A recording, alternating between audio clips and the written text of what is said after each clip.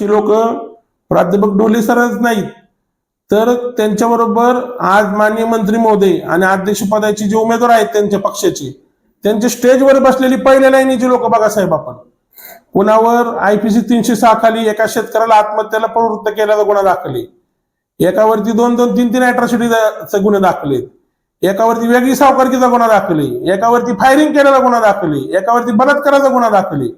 म्हणजे मंत्री महोदयांच्या स्टेजच्या पहिल्या लाईनीत जर बसायचं असेल तर आपल्यावरती गंभीर गुन्हे दाखल असले पाहिजेत अशी अटच काहीतरी मंत्री महोदयांनी घातलेली आहे.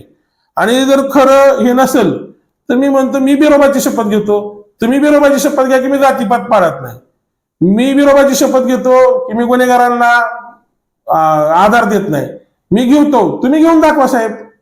तुमच्या पक्षामध्ये आर्थिक भांडवलदार असणं आणि गुन्हेगारी वृत्तीचं मेरिट असणं ह्या मेरिटवरती तिकीट वाटप